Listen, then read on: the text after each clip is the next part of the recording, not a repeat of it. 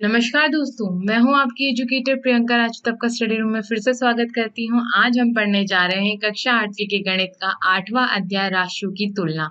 ठीक है, राशियों की तुलना हम सबसे पहले क्या समझते हैं? अध्याय का नाम का मतलब समझते हैं। अब यहाँ पे सीधा सीधा दिखाया है, बोला है कि राशियों की तुलना। ठीक है, तो यहाँ पे समझने की चीज क्या है कि यहाँ पर हम समझेंगे राशियां यहाँ पर क्या है। ठीक है, तो राशियां जैसे आप अपने दैनिक जीवन में जैसे कुछ चीज खरीदने जाते हैं तो आपको कुछ चीज में फायदा मिलता है। ठीक है, आपको भत्ता मिलता है तो आपको इतना क्या मिल जाता है कि इतना हमें क्या मिल गया, डिस्काउंट मिल गया। ठीक है, अगर आप कोई चीज किस्त पे उठाते हैं तो आपको उस पर कितना ब्याज लगा, या आपसे पूछा जाए कि पिछली कक्षा में आपका कितना प्रतिशत बना था, या फिर आपसे पूछा जाए कि आपके घर में कोई सामान रखा है तो उसका पूछा जाए कि इतने सामान के बदले आपके पास कितना सामान है, तो ये क्या अनुपात। तो मतलब ये क्या है, ये सब क्या है, हमारे दैनिक जीवन से जुड़ी हुई राशियां हैं। ठीक है, तो ये जो चैप्टर है ना, ये पूरा अध्याय इसी पे है, इसी पे आधारित है। और ये जो चैप्टर है इसको पढ़ने में बहुत मजा आने वाला है। ठीक है, जल्दी से फटाफट से कॉपी पेन निकाल लीजिए और अब ये अध्याय हम शुरू करते हैं। ठीक है, तो सबसे पहला टॉपिक इसका क्या है, वो है अनुपात। ठीक है, कक्षा 7वीं में आपने अनुपात पढ़ा है। ठीक, तो चलिए अब उसे क्या कर लेते हैं, हम रिकॉल कर लेते हैं कि अनुपात में हमने पढ़ा क्या था। ठीक है, तो अनुपात का अर्थ क्या है, दो मात्राओं की तुलना करना। ठीक है, तो इसे किस प्रतीक से दर्शाया जाता है? इस प्रतीक से, जैसे कि 3 की तुलना में 2, और इसे पढ़ा कैसे जाता है, की तुलना में इसे पढ़ा जाता है। ठीक है, या 4 की तुलना में 5, इस तरीके से। ठीक है, और इसका कोई मात्रक नहीं है। ठीक है, तो अब इसका मात्रक क्यों नहीं होता है ना, तो मात्रक क्यों नहीं होता, जैसे अगर हम किसी चीज की दूरी के देखें, है ना, और दूरी आपको दी गई है किलोमीटर में। ठीक है, तो उन्होंने बोला कि 5 किलोमीटर की तुलना में 9 किलोमीटर। ठीक है, तो अब देखो क्या हुआ, यहाँ पे 5 और 9 कहीं से कहीं तक कुछ डिवाइड नहीं हो रहा है। ठीक है, पर देखो किलोमीटर और किलोमीटर यहाँ पे क्या हो गया, कैंसिल हो गया। तो हमें क्या हो, हम कैसे लिखते हैं इसको, 5 की तुलना में 9। मतलब क्या होता है, अगर जैसे किसी चीज का लीटर में दिया गया हो आपको, है ना, ये दूरी नहीं, ये कोई अगर दूध का आपको बोला गया, ठीक है, तो लीटर में। ठीक है, तो अब देखो क्या होगा, अब अगर आपको दिया गया 3 लीटर, 3 लीटर की तुलना में 2 लीटर, तो देखो लीटर से लीटर चला गया और बचा क्या, 3 की तुलना में 2। तो क्या होता है, इसलिए क्या होता है, अनुपात का कोई मात्रक नहीं होता, क्योंकि क्या होता है, जब भी हम उसको अनुपात को जो राशि होती है, मात्रा होती है, उसको हम जब ऊपर नीचे रखते हैं ना, तो क्या हो जाता है, वो कैंसिल हो जाती है। ठीक है, जैसे ये कैंसिल हो गई, तो अब इसके लिए कोई अनुपात की क्या होते हैं, मात्रक नहीं होती है। ठीक है, आई बात समझ में? चलिए अब आगे बढ़ते हैं। अब क्या हुआ, अब अनुपात हम निकालते कैसे। एक टोकरी में आपको 2 प्रकार के फल दिए हैं, है ना। मान लीजिए 20 सेब है और 5 संतरे हैं, तो संतरे की संख्या का सेब की संख्या से आपको क्या निकालना है, अनुपात निकालना है। तो देखो कैसे निकालेंगे। ठीक है, अगर उन्होंने बोला होता कि संतरे की संख्या का कुल किससे, कुल फल से अनुपात निकालेंगे, तो आप निकालने का बोलते तो आप क्या करते हैं, पहले उनका कुल करते। तो उन्होंने सिर्फ नॉर्मली यहाँ पे इतना ही पूछा है कि संतरे की संख्या का सेब की संख्या से अनुपात क्या है। तो देखो आप क्या लिखेंगे, संतरे की संख्या, ठीक है, उसका अनुपात कर देंगे आप किससे, सेब की संख्या से, है ना, यही पूछा है उन्होंने हमें। तो ये कितना हो गया, संतरे की संख्या होगी हमारे पास 5, सेब की संख्या हो गई 20, तो ये हो जाएगा, जब वो डिवाइड करेंगे 5 1 जा 5, 5 4 जा 20, तो ये हो जाएगा 1 की तुलना में 4। मतलब 4 सेब अगर हैं तो उसकी तुलना में हम देखें तो हमारे पास एक ही संतरा है। आई बात समझ में, मतलब 4 सेब हैं तो एक संतरा है। ठीक, अब देखो, अब ये तो इतना ही पूछा, अगर उन्होंने ऐसे पूछा होता कि संतरे की संख्या का कुल फल की संख्या से क्या निकालो,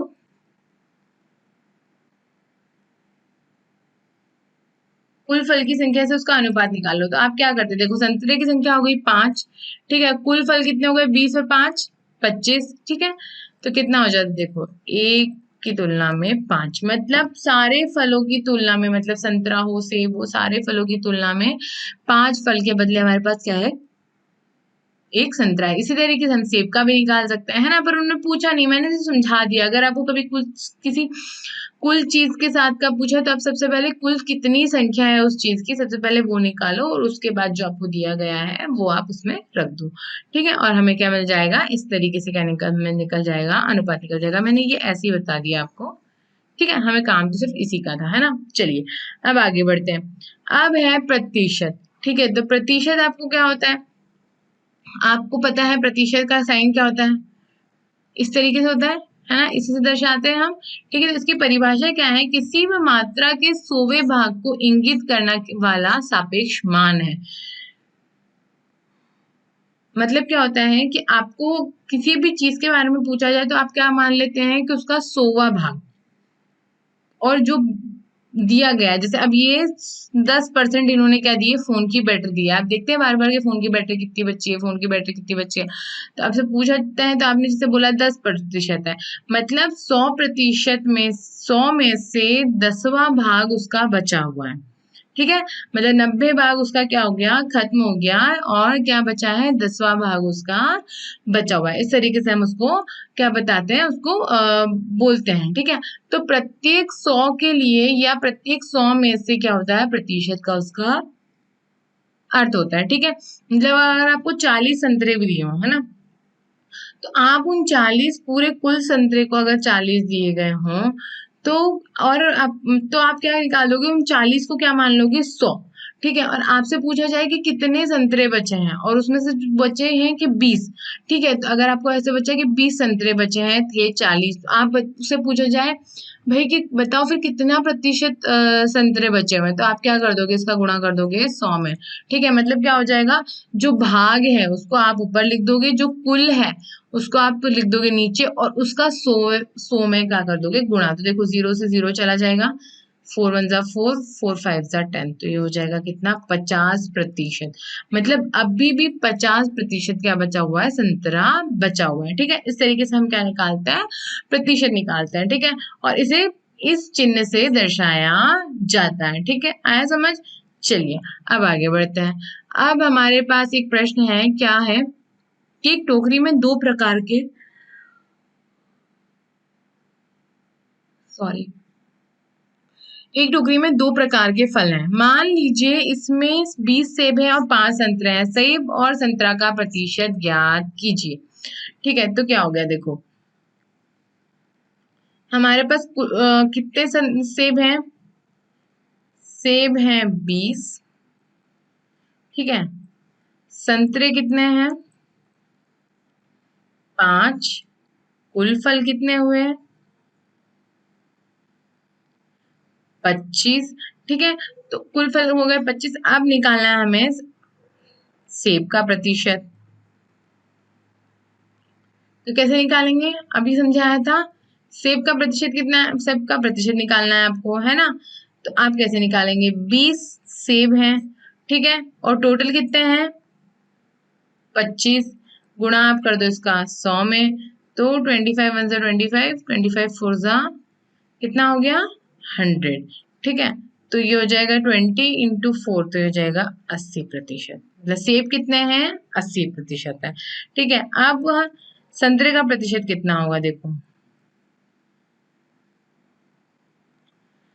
संतरे कितने हैं, 5।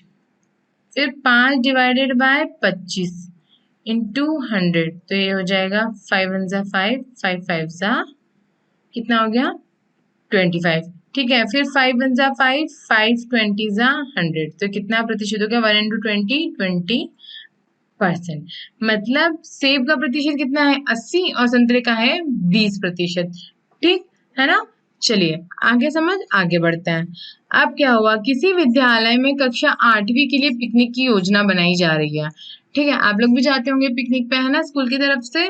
तो विद्यार्थियों की कुल संख्या का 60% क्या है, लड़कियां हैं। मतलब जितने भी विद्यार्थी हैं उनकी कुल संख्या के हिसाब से 60% क्या है, लड़कियां हैं,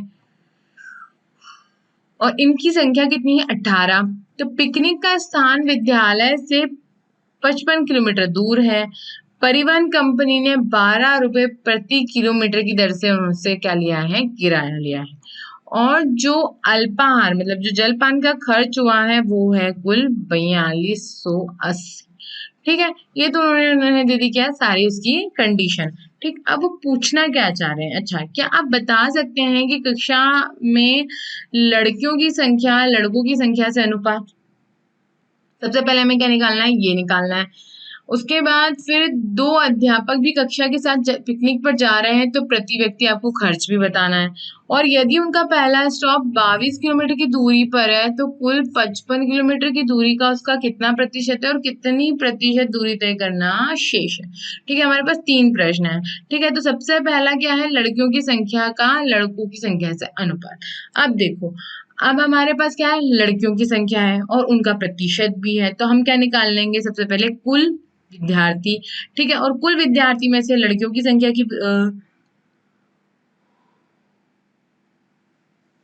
लड़कियों की संख्या की क्या निकाल लेंगे, हम उसको माइनस कर लेंगे तो हमें क्या मिल जाएगा, लड़कों की संख्या। और जब लड़कों की संख्या आ गई तो लड़कियों की संख्या से लड़कों की संख्या का हम निकाल देंगे अनुपात। ठीक है, सबसे पहले हमें क्या करना है, सबसे पहले हमें करना है लड़कियों की संख्या, पहले हमें निकालना है कुल विद्यार्थी, है ना। तो देखो क्या हुआ, हमारे पास क्या है, लड़कियों की संख्या, कुल संख्या कितनी है, 18। ठीक है, और लड़कियों की संख्या का प्रतिशत भी हमारे पास,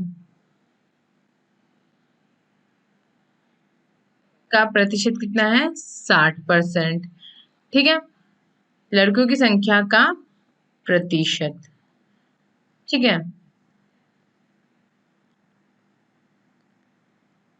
और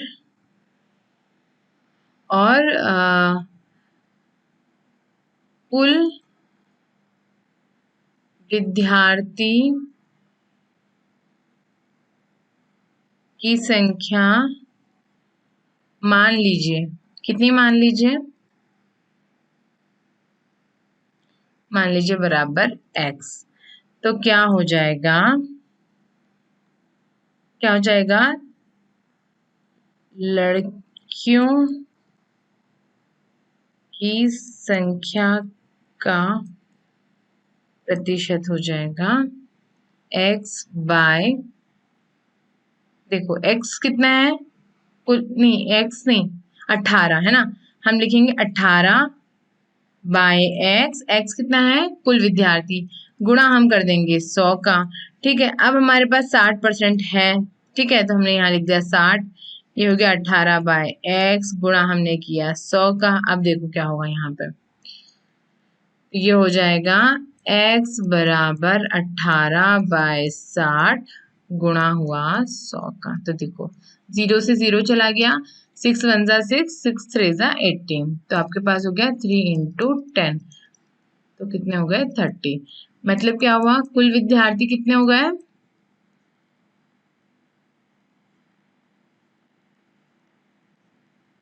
30। ठीक है, अर्थात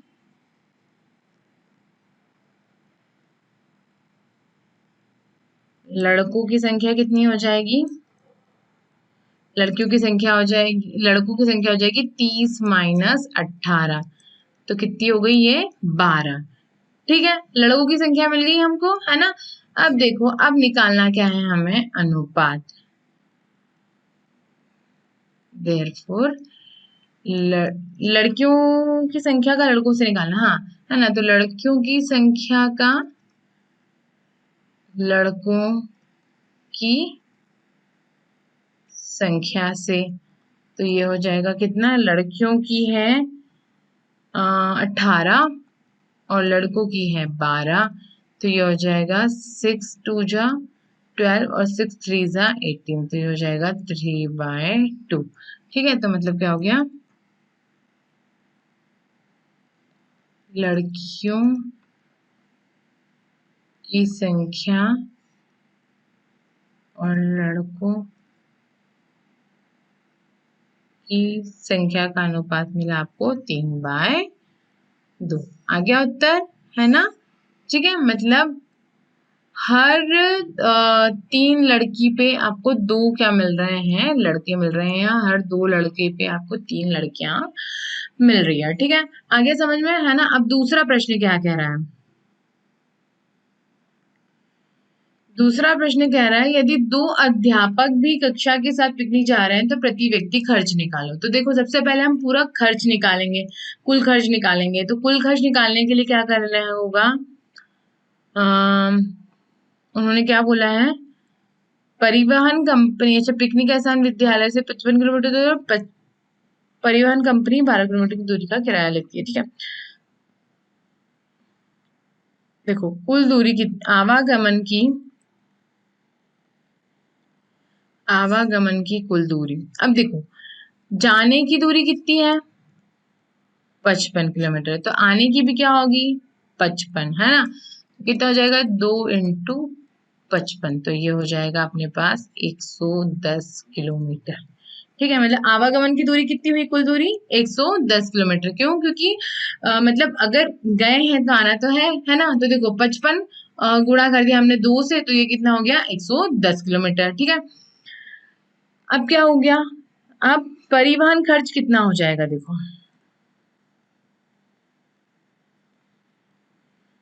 12 रुपए प्रति किलोमीटर है, तो ये हो जाएगा, तो कुल परिवहन खर्च कितना हो जाएगा 110 इंटू 12, मतलब टोटल किलोमीटर से 110 में हमने निकाले और उसका गुणा कर दिया हमने 12 से। देखो 12 की टेबल 12 इंटू 0 से किया, 12 से 12 का गुणा किया हमने 0 में तो हो गया 0, 12 का गुणा किया हमने 1 में तो ये हुआ 12, 1 लगा रिमाइंडर, 12 का गुणा किया हमने 1 में तो 12, 12 और 1 13। ठीक है, तो कितने हुए 1300, क्या हो गए 1320 रुपए हो गए। ठीक है, परिवहन खर्च के। ठीक, उसके बाद देखो और अल्पाहार खर्च कितना है,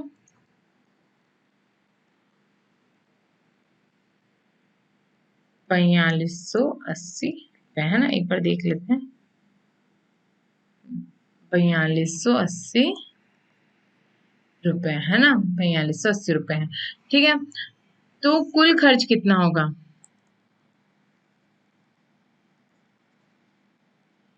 कुल खर्च कितना हो जाएगा, परिवहन खर्च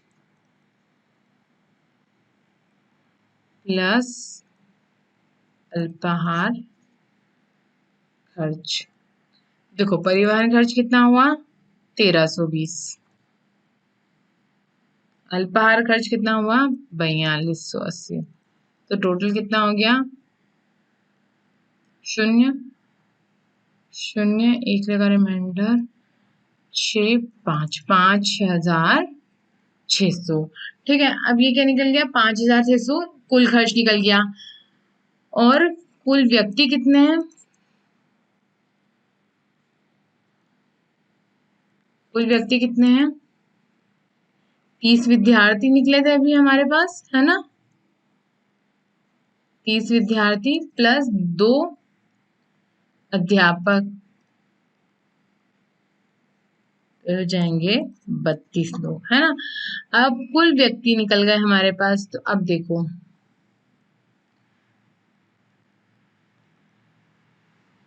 प्रति व्यक्ति खर्च कितना हुआ, प्रति व्यक्ति खर्च बराबर कितना हो जाएगा,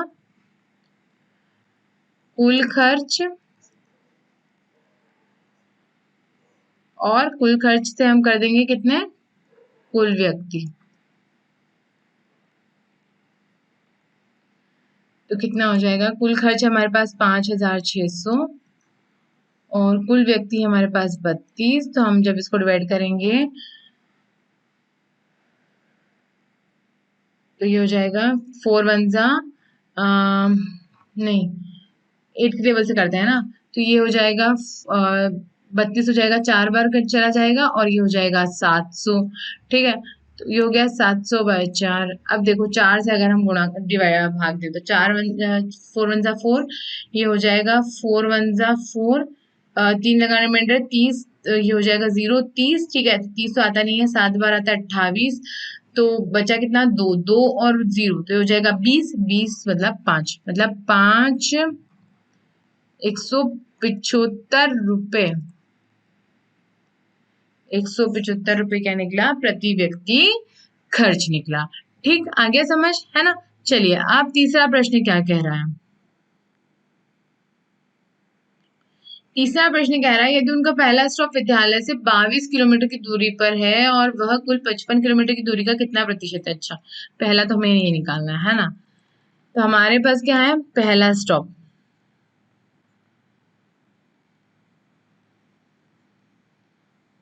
पहले स्टॉप की दूरी कितनी है,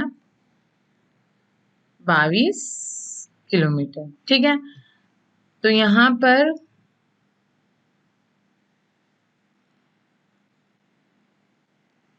कुल दूरी का प्रतिशत कितना होगा पहले स्टॉप के हिसाब से, तो हो जाएगा 22। कैसे निकालते हैं हम प्रतिशत, जो उसका भाग है उसको ऊपर नीचे कर देते हैं हम, टोटल गुणा कर देते हैं 100 से। तो देखो 22 और कितनी दूरी है 55, गुणा किया हमने 100 से, तो देखो क्या हुआ। 11 टेबल से हमने 22 को काटा 2 बार, 55 को काटा 5 बार, 5 वन जा 5 और ये हो जाएगा 20, तो कितना हो गया 2 इंटू 20, मतलब कितनी दूरी हो गई 40%। ठीक है, मतलब 40% की दूरी क्या कर ली उन्होंने, तय कर ली। अब कितने प्रतिशत की दूरी तय करना शेष है। ठीक है, दूरी का प्रतिशत जो तय करना शेष है, तो ये हो जाएगा 100% में से कितना गया 40%, तो बचा 60, तो 60% दूरी तय करना और अभी भी शेष है। ठीक है, आगे समझ में है ना, हो गए सारे हमारे प्रश्न हल। अब आगे बढ़ते हैं। प्रयास कीजिए, क्या प्रयास करना है। एक प्राथमिक विद्यालय में अभिभावकों से पूछा गया कि अपने बच्चों के गृह कार्य में सहायता करने के लिए प्रतिदिन कितने घंटे व्यतीत करते हैं। ठीक है, आपके माता पिता भी आपकी मदद करते होंगे। ठीक है, तो क्या हो गया, 90 अभिभावकों ने आधे घंटे से 1.5 घंटे तक की सहायता की। जितने समय के लिए अभिभावकों ने अपने बच्चों की सहायता करना बताया, उनके अनुसार अभिभावकों का वितरण संलग्न आकृति में दिखाया गया है, मतलब एक आकृति के हिसाब से उन्होंने दिखाया गया है। देखो अच्छा ये आकृति है, 50% है जिन्होंने बिल्कुल सहायता नहीं की। ठीक है, 30% है जिन्होंने आधे घंटे से 1.5 घंटे की सहायता की, और 20 हैं जिन्होंने 1.5 घंटे से अधिक की सहायता की, मतलब जो बहुत सीरियस है कि नहीं भाई हमारे बच्चों को तो हमको पढ़ाना ही है। ठीक है, तो उन्होंने कितना किया, 1.5 घंटे से ज्यादा उन्होंने क्या निकाला, समय निकाला, किसके लिए, उनकी गृह कार्य में उनकी मदद करने के लिए। ठीक है, तो अब प्रश्न क्या है हमारे पास। ठीक है, कितने अभिभावकों का सर्वे किया गया। ठीक है, तो कितने अभिभावकों का सर्वे किया गया, 90। ठीक है ना। अब कितने अभिभावकों ने कहा कि उनकी सहायता नहीं की, तो 50% कहा। तो उन्होंने 50% तो दे रखा है, अब बिल्कुल सहाय उन्होंने हमें निकालना किसमें है, नंबर में। कितने अभिभावक पूछा उन्होंने, कितने प्रतिशत नहीं पूछा। ठीक है, तो कितने अभिभावकों ने नहीं की, मतलब 90%। तो देखो क्या हो गया, उन्होंने सहायता जिन्होंने, है ना, जिन्होंने, लिखो जिन्होंने सहायता नहीं की, तो बराबर हो जाएगा कितना, 50%। ठीक है, तो हमने यहाँ क्या मान लिया, इसको मान लिया हमने यहाँ पे x मान लिया, है ना। तो x/90 गुणा किया हमने 100 से और 50, तो देखो x बराबर कितना हो जाएगा 50, ये चल जाएगी चीज गुणा में, तो ये हो गया गुणा में, ये चल जाएगा डिवाइड में, तो ये हो गया डिवाइड में। अब 0 से 0 गया, 0 से 0 गया, 5 × 9 तो कितने हो गए 45, मतलब 45 अभिभावक हैं जिन्होंने सहायता नहीं की। ठीक, अब कितने अभिभावकों ने कहा कि उन्होंने 1.5 घंटे से अधिक सहायता की। ठीक है, तो तीसरा वाला क्या कह रहा है, जिन्होंने 1.5 घंटे से अधिक सहायता की है। ठीक है,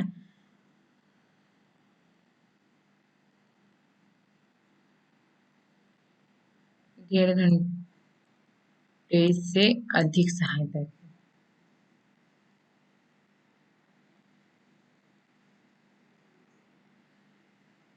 ई। ठीक है, तो कितने हो गए वो, ये हो गए हैं कितने प्रतिशत, 20%। यहाँ लिख देते हैं ना, 20%। ठीक है, तो ये हो जाएगा, इसको हम बोल देते हैं, इसको हम कह देते हैं y, है ना। तो y बाय 90 गुणा 100 बराबर 20। ठीक है, 20%। तो देखो y बराबर कितना हो जाएगा, 20, ये चला जाएगा ऊपर गुणा में, ये चला जाएगा डिवाइड में, 100, 0 से 0 गया, 0 से 0 गया, 2 में से 9, 2 का गुणा किया हमने 9 में, तो 18, मतलब 18 अभिभावक हैं जिन्होंने क्या किया, 1.5 घंटे से अधिक सहायता की। ठीक है, 3 प्रश्न थे, है ना, तीनों हमने हल कर दिए। ठीक, अब क्या बता रहे हैं वो, अब नई चीज है हमारे पास कि वृद्धि प्रतिशत अथवा ह्रास प्रतिशत, मतलब आपको किसी चीज का में बढ़ोतरी हुई और किसी चीज में अगर कमी हुई तो उसका प्रतिशत कैसे निकालेंगे। ठीक है, प्रतिशत निकालना तो हमने अच्छे से सीख लिया है। ठीक है, तो अब इसको हम कैसे निकालेंगे, अगर आपको एक मोबाइल फोन दिया गया जिसका मूल्य क्या है, 15,000 रुपए, 5% की वृद्धि होने पर इसका नया मूल्य क्या होगा, मतलब आपने कुछ ही दिन पहले 15,000 में फोन लिया और आपका दोस्त गया और वो बता रहा है, अरे नहीं यार उसमें तो इतने पैसे और बढ़ गए, मतलब इतना प्रतिशत और उन्होंने क्या कर दिया है, उसका जो मूल्य है वो बढ़ा दिया है। तो क्या हो गया, तो वो नया मूल्य क्या है ना। तो देखो क्या हुआ, अब देखो नया मूल्य कैसे निकालेंगे, मूल्य प्लस मूल्य का 5%। तो देखो मूल्य हमारे पास कितना है, 15,000। ठीक है, अब देखो मूल्य का 5%, तो देखो 15,000 का 5%,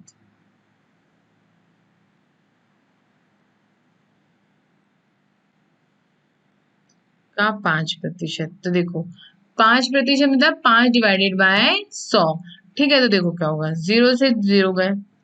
ठीक है, 150 इंटू 5, तो ये हो जाएगा कितना, 15,000 तो ऐसा कैसा ही, प्लस 150 इंटू 5, तो हो जाएगा 750। तो नया मूल्य कितना आ गया हमारे पास, 15,750 रुपए। ठीक है, मतलब 750 की उसमें क्या हो गई, बढ़ोतरी हो गई। ठीक है, उन्होंने यही पूछा है नया मूल्य, है ना। अगर उन्होंने प्रतिशत तो उन्होंने दे ही दिया था कि 5% की उस पे क्या हो गई, वृद्धि हो गई। ठीक है, आया समझ में, है ना। मतलब आपको अगर ऐसे परसेंटेज दिया जाए तो आप उस परसेंटेज डिवाइडेड बाय क्या कर दोगे, 100, है ना। ठीक, क्यों, क्योंकि क्या है, 100 के हिस्से के मान से ही हम क्या मानते हैं, उसको इंगित करता है। ठीक, अब दूसरा क्या बोल रहा है, एक टेलीविजन का मूल्य,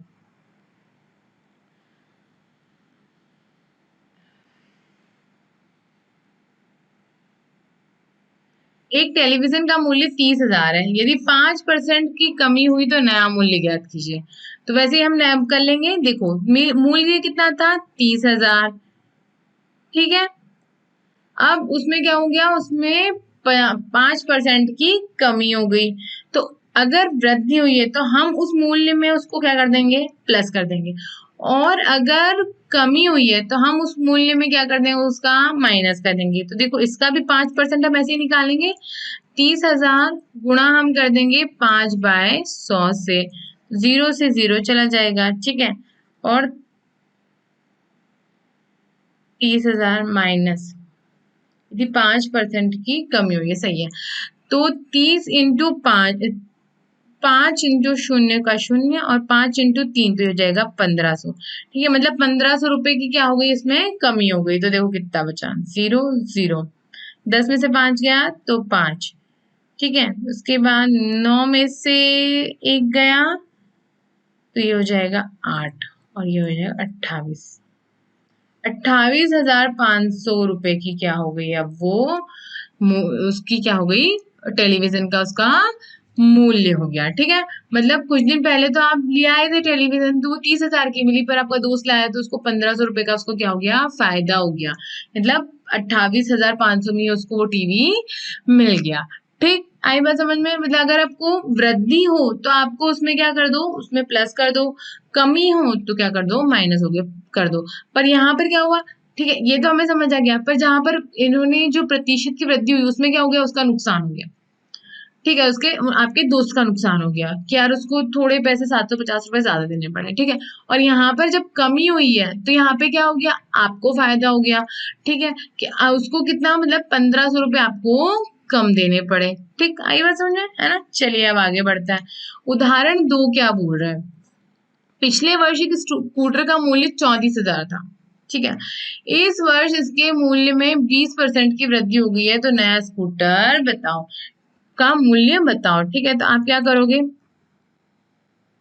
आप लिख दोगे पूरा ऐसा, पिछले वर्ष स्कूटर का मूल्य कितना हो गया, 34,000, ठीक है। तो इस वर्ष उसके कितने हुई, और इसके मूल्य में 20% की क्या हो गई, वृद्धि हो गई। इसके मूल्य में 20% की वृद्धि हो गई, तो देखो क्या होगा, 20% की वृद्धि हुई ना, तो मतलब क्या हो गया 34, 20% की वृद्धि हो गई,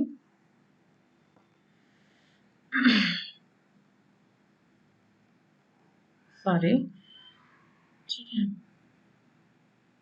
हाँ, तो क्या हो गया, 20% की जब वृद्धि हुई तो देखो 34,000 इधर नहीं लिखते हैं, तो जो तो नया मूल्य ऐसा लिखते हैं ना।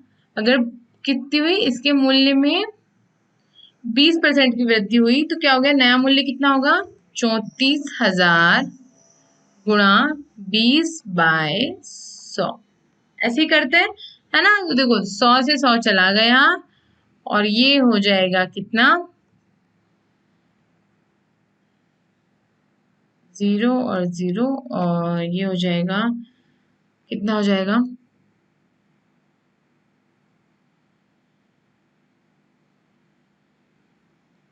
8, और ये हो जाएगा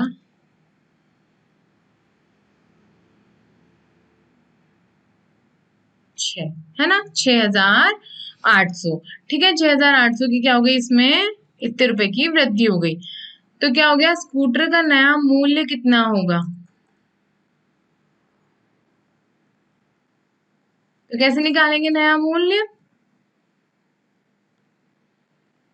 कैसे निकालेंगे, पुराना मूल्य